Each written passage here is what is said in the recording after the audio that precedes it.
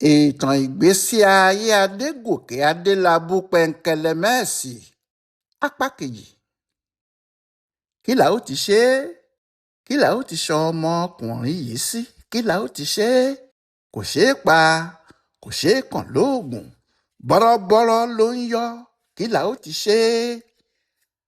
Adelabu Adégòkè nìyẹn, ọmọkùnrin tó fẹ́yàwó mẹ́rin láàrin ọdún kan ṣoṣo.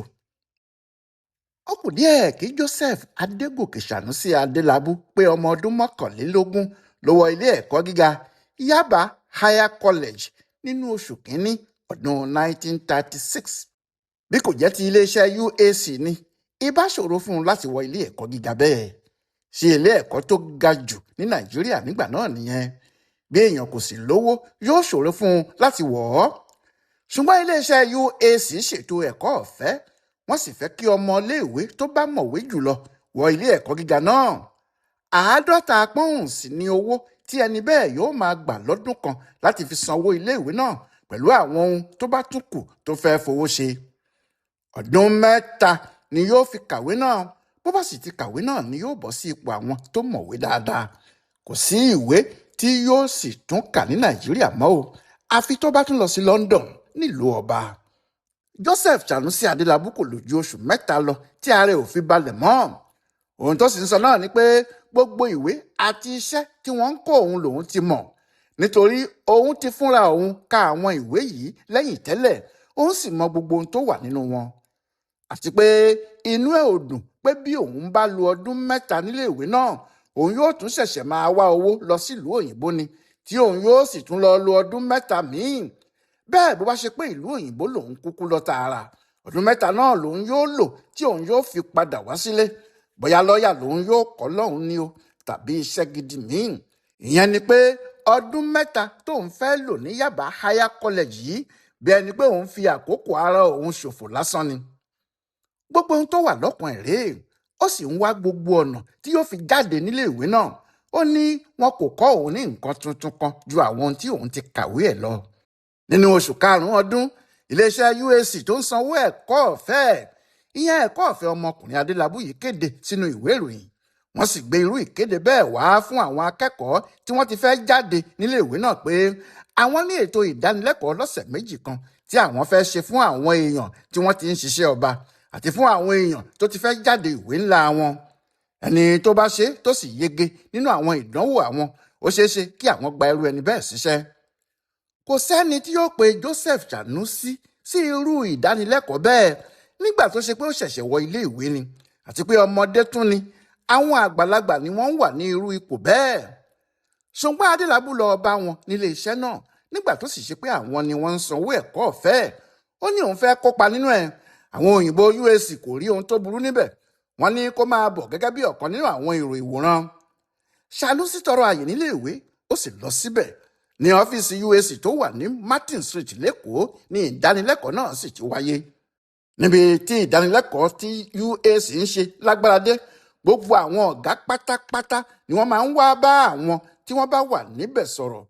Wọn yóò sì máa ṣàlàyé fún wọn nípa bí wọ́n ṣe lè ṣe iṣẹ́ bí wọ́n bá gbà wọ́n, àti àwọn oríṣiríṣi ìmọ̀ ńláńlá tó bá tún yẹ kí wọ́n mọ̀ nídìí iṣẹ́ okòwò gbogbo. Ẹnìkan wà nínú àwọn òyìnbó yìí tó ń jẹ́ E.H.L. Richardson. Òun ni ọ̀gá àgbà pátá fún gbogbo iléeṣẹ́ UAC nílẹ̀ Yorùbá. Ìbàdàn ló sì fi ṣe ibùgbé ẹ̀. Òun náà wá síbi ìdánilẹ́kọ̀ọ́ náà, ó sì kọ́ àwọn akẹ́kọ̀ọ́ náà dáadáa.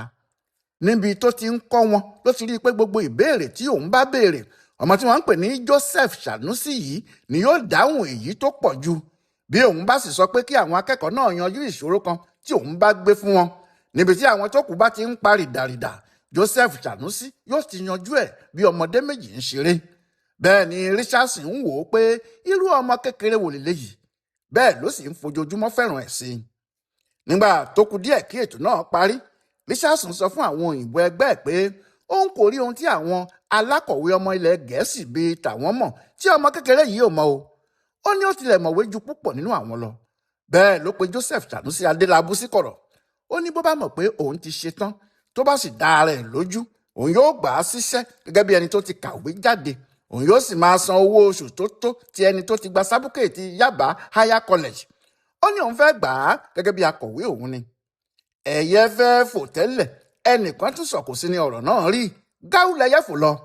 Joseph kò ṣòpò ránṣẹ́ pé òun ń bọ̀ sí àwọn tí wọ́n ṣètò bó ṣe wọ iléèwé Yaba yìí, ìyẹn àwọn bíi DT Akínbíyì, JL Ògúnṣọlá àti àwọn ọmọ ẹgbẹ́ Ìbàdàn Progressive Union gbogbo. Lójijì ló jálu gbogbo wọn. Ó ní òun ti kàwé tán tòun o. Kò sí ẹni tí ohun tó ṣẹlẹ̀ náà kò yà lẹ́nu. Báwo ni ò ṣe ní ya àwọn èèyàn lẹ́nu? Nígbà náà kò sí iléeṣẹ́ kan tó lágbára tàbí tó tóbi tó dàbí iléeṣẹ́ UAC. Bí èèyàn bá sì wá ń ṣiṣẹ́ níbẹ̀ bí ìgbà tó ń ṣiṣẹ́ nílùú òyìnbó ni, nítorí iléeṣẹ́ ìjọba ìlú òyìnbó ni. Bí ènìyàn sì kàwé tó fẹ́rẹ̀ di òyìnbó kó tó dé ipò tí wọ́n gbé ọmọ Sanusi Adelabu yìí sí, yóò ṣe kó tó jẹ ni o. Kò tilẹ̀ tí ì sí ọmọ ilẹ̀ Áfíríkà kan tí àwọn òyìnbó gbé sípò náà rí. Àwọn òyìnbó nìkan ni wọ́n máa ń gba iṣẹ́ bẹ́ẹ̀. Nǹkan ńlá ni. Bẹ́ẹ̀ ló ṣe pé níbẹ̀rẹ̀ oṣù keje ọdún 1936, nígbà tí Joseph Sanusi di ọmọ ọdún 21 àti oṣù mẹ́ta, ó di akọ̀wé sí ọ̀gá àgbà pátá ní iléeṣẹ́ UAC nìbàdàn. Oṣù 6 péré ló lò lẹ́kọ̀ọ́ níléèwé gíga tó lọ tó fi padà wá sílé. Ó fẹ́rẹ̀ jẹ́ pé gbogbo àwọn olówó Ìbàdàn nínú wọn ń dùn ṣẹ̀kẹ̀, pàápàá àwọn ọmọ ẹgbẹ́ IPU, nítorí iṣẹ́ tí UAC ń ṣe jù pẹ̀lú àwọn àgbẹ̀ ní iṣẹ́ kòkó rírà. UAC ló ń bá ìjọba òyìnbó kó kòkó lọ sí London. Àwọn ni wọ́n sì jẹ́ aṣojú ìjọba wọn ní Nàìjíríà nígbà náà. Ọ̀pọ̀lọpọ̀ àwọn tí wọ́n jẹ́ olówó ìlú nígbà náà, iṣẹ́ òwò kòkó yìí ni wọ́n ń ṣe. Àwọn ni wọ́n máa ń ra kòkó lọ́wọ́ àwọn àgbẹ̀, wọn yóò sì máa tún un tà fún àwọn òyìnbó. Bẹ́ẹ̀ gbogbo bí wọ́n ṣe ń ṣe wọ̀nyí, kò sí èèyàn wọn kankan níbẹ̀. Àwọn pẹ̀lú àwọn òyìnbó ni. Àrà tí òyìnbó bá sì fẹ́ ló ń fi wọ́n dá nídìí òwò náà. Ìyẹn nínú wọn ṣe dùn pé ọmọ kékeré tó gba sí àwọn òyìnbó yìí yóò gbé ògo àwọn ọmọ Ìbàdàn tó kù ga ni. Lójijì náà ni gbogbo àwọn àgbààgbà yìí bẹ̀rẹ̀ sí bu iyì àti ọlá fún un. Ó sì dàbí pé ọmọdé tó mọ ọwọ́ wẹ̀ tí bá àwọn àgbà jẹun ni. Bí Joseph Sanusi ti wọ iléeṣẹ́ UAC, ọ̀gá ẹ̀ Richardson gbé iṣẹ́ àkọ́kọ́ fún un nínú oṣù keje ọdún náà, ìyẹn lóṣù kínní péré tó gba iṣẹ́ ọ̀hún. Kí wọ́n tó pe ọkùnrin yìí wá síbi iṣẹ́ UAC, wàhálà kan wà tó ń kojú àwọn ọ̀gá níbẹ̀. Wàhálà náà ni ti àwọn alágbàtà ọjà kòkó. Ní ọdún 1933 sí 1936, owó kòkó lọ sókè gan-an káàkiri àgbáyé. Iṣẹ́ náà sì mú owó wọlé gan, nítorí níṣẹ́ ló dàbí pé Nàìjíríà nìkan ló ní kòkó tí àwọn òyìnbó náà fẹ́ rà ni. Ìbàdàn ni gbogbo àwọn àgbẹ̀ oníkòkó ní gbogbo agbègbè Ọ̀yọ́ wá ń dá kòkó wọn jọ sí. Ìyẹn ló sì fà á tó ṣe pé àwọn oníkòkó Ìbàdàn náà ló lówó ju gbogbo àwọn agbìn kòkó tó kù lọ. Nígbà náà kò sí alágbàtà kòkó bíi Sàlámì Agbájé. Òun ló ní owó àti búrùjí tó pọ̀ jù ti gbogbo àwọn tó kù lọ. Ṣùgbọ́n nígbà tí ọjà náà wọ́n gógó, àwọn alágbàtà míì dìde. Àwọn náà sì wá ọ̀nà tí wọn yóò gbà fi lówó bíi ti Sàlámì Agbájé. Àwọn wọ̀nyí ni wọ́n kó àwọn iléeṣẹ́ òyìnbó tó ń ra kòkó, ìyẹn UAC, àti àwọn tó kù wọn lọ́gbọ́n pé kí wọ́n máa yá àwọn lówó, kí àwọn máa fún àwọn àgbẹ̀ oníkòkó yìí ní àgbàálẹ̀. Ìyẹn owó táwọn àgbẹ̀ yóò gbà sílẹ̀ tí wọn yóò fi tún oko wọn ṣe lásìkò tí ire oko wọn kò tíì tó láti tà. Ẹni tí wọ́n bá sì gba àgbàálẹ̀ yìí lọ́wọ́ ẹ̀, dandan ni kí wọ́n ta ọjà wọn fún un. Wọn kò gbọ́dọ̀ ta ọjà náà fún ẹlòmíì. Báyìí ni UAC bẹ̀rẹ̀ sí yá àwọn alágbàtà yìí lówó. Wọn yóò fi mọ́tò wọn tàbí oko wọn dúró. Àwọn ni wọn yóò sì lọ kó owó fún àwọn àgbẹ̀ oníkòkó. Ṣùgbọ́n kò pẹ́ tí àwọn alágbàtà yìí fi ń fi ojú àwọn òyìnbó wọ̀nyí gbolẹ̀. Ìgbà míì wọn yóò ti gbowó lọ bí ilẹ̀ bí ẹni. Kòkó tí wọn yóò sì kó wá kò ní tó owó tí wọ́n ti gbà. Bẹ́ẹ̀ làwọn ń ra mọ́tò kún mọ́tò tí wọ́n sì ń di olówó. Bẹ́ẹ̀ ni àwọn òyìnbó wọ̀nyí ń ṣọ́ọ̀tì. Wàhálà tó wà nílẹ̀ nígbà tí wọ́n gba Joseph Sanusi ọmọ Adelabu síṣẹ́ nìyẹn. Nítorí bẹ́ẹ̀, iṣẹ́ àkọ́kọ́ tí Richardson gbé fún ọmọ ọdún 21 náà nìyẹn. Wọ́n ní kó rin gbogbo inú igbó tí wọ́n ti ń gbin kòkó nílẹ̀ Yorùbá, kó sì mọ ohun tó ń ṣẹlẹ̀ gan-an, kó wá fún àwọn nímọ̀ràn lórí ohun tó yẹ kí wọ́n ṣe. Kò gba Joseph Sanusi ní oṣù méjì tó fi fọ́ gbogbo igbó tí wọ́n ti ń gbin kòkó tán, tó sì rí ohun tó ń ṣẹlẹ̀ níbẹ̀. Ló bá kọ gbogbo ẹ̀ síwèé, ó sì sọ ohun tí wọn yóò ṣe. Ó ní kò sí ohun tí wọn yóò ṣe ju kí wọ́n fúnra wọn ní àwọn alágbàtà tó jẹ́ òṣìṣẹ́ wọn tí wọn yóò máa san owó oṣù fún lọ, tó jẹ́ pé iṣẹ́ tí wọn nìkan ni wọn yóò máa ṣe. kíá làwọn ọ̀gá ẹ̀ fi ìwé tó kọ ránṣẹ́ sílùú òyìnbó nígbà tí èsì ìwé náà yóò sì padà dé nínú oṣù kẹwàá ọdún 1936, ìyẹn oṣù kẹta péré lẹ́yìn tí wọ́n ti gba Joseph Sanusi síṣẹ́. Àwọn aláṣẹ UAC nílùú òyìnbó sọ pé ẹni tó kọ̀wé náà gan-an ni kí wọ́n fi ṣe mánéjà, òun ni kí wọ́n sì kó gbogbo àwọn òṣìṣẹ́ alágbàtà náà sí lábẹ́. Ọmọ ọdún 21. Bẹ́ẹ̀ ni Joseph Sanusi Adelabu di mánéjà o. Ń lówó bá dé, ń ní agbára bá dé. Pọ́n 15 lówó oṣù òun nìkan. Àwọn òyìnbó nìkan ni wọ́n ń gba irú owó bẹ́ẹ̀ nígbà náà. Ọmọ Adelabu yìí sì ni ọmọ Áfíríkà àkọ́kọ́ tí àwọn òyìnbó UAC yóò fi ṣe mánéjà nílé iṣẹ́ wọn. Kò sírú ẹ̀rí ní gbogbo ilẹ̀ adúláwọ̀ tàbí ní ìlú òyìnbó pàápàá. Kò sí èèyàn dúdú kan tí wọ́n fi ṣe mánéjà rí. Àfi Joseph Sanusi Adelabu, òun làkọ́kọ́ wọn. Nígbà tó fẹ́ gba iṣẹ́ yìí, ohun méjì ló wà lọ́kàn ọmọ kékeré tó di ipò àgbàmú yìí o. Àkọ́kọ́ ni pé ó fẹ́ tètè ṣiṣẹ́ kó rí owó kó sì lọ ka ìwé ńlá nílùú òyìnbó kí òun náà di lọ́ọ̀yà bí àwọn èèyàn tó lórúkọ láàrin ìlú gbogbo.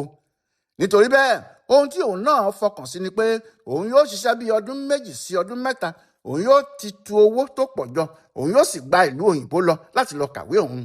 Bí eléyìí kò bá sì ṣeé ṣe kíákíá, òun yóò di oníṣòwò ńlá nílùú Ìbàdàn. Bí òun ṣe ń ronú yìí, bẹ́ẹ̀ ni àwọn òyìnbó náà ń bá a ronú bẹ́ẹ̀.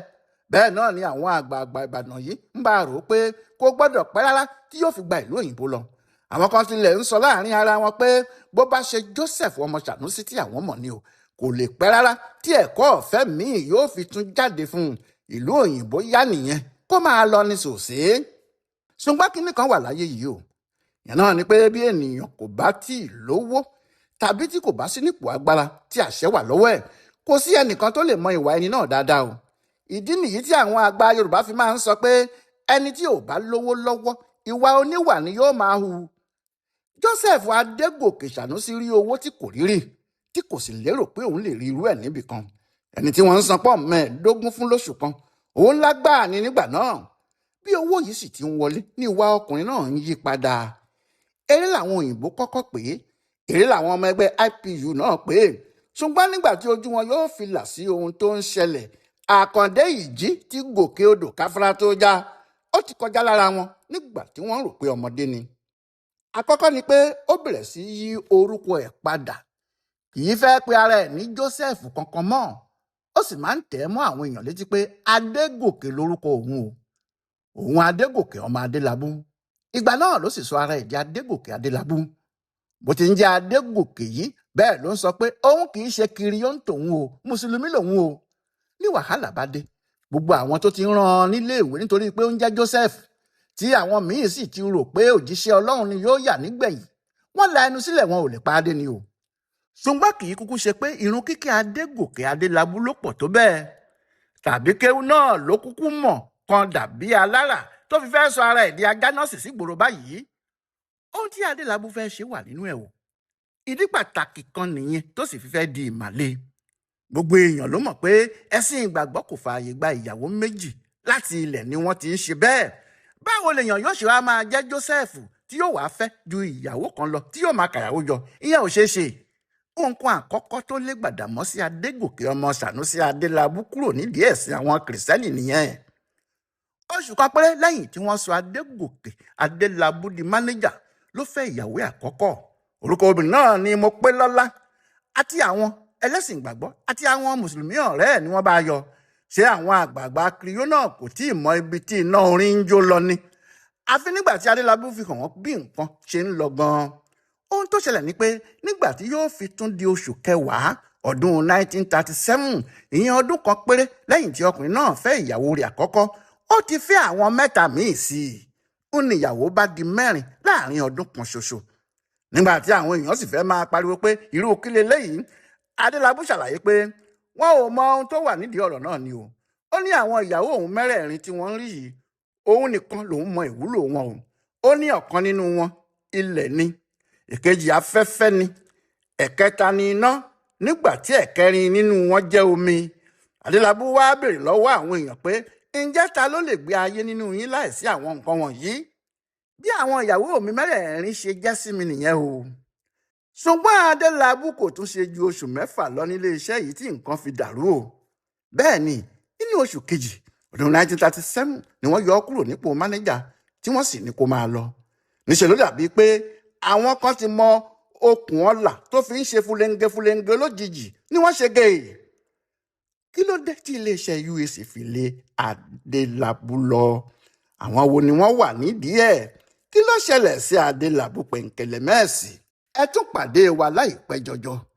Yẹmí Ògúnjọbí ló ń tú pẹ̀rẹ̀pẹ̀rẹ̀ ìtàn Adegoke Adelabu pẹ̀ǹkẹ̀lẹ̀mẹ́ẹ̀sì. Ọláìwọlá Alága ló ń bá a kà á fún Ibùdó Àgbáyé fún Àṣà àti Ìṣe Yorùbá World Center nínú ọgbà Yunifásitì Ìbàdàn.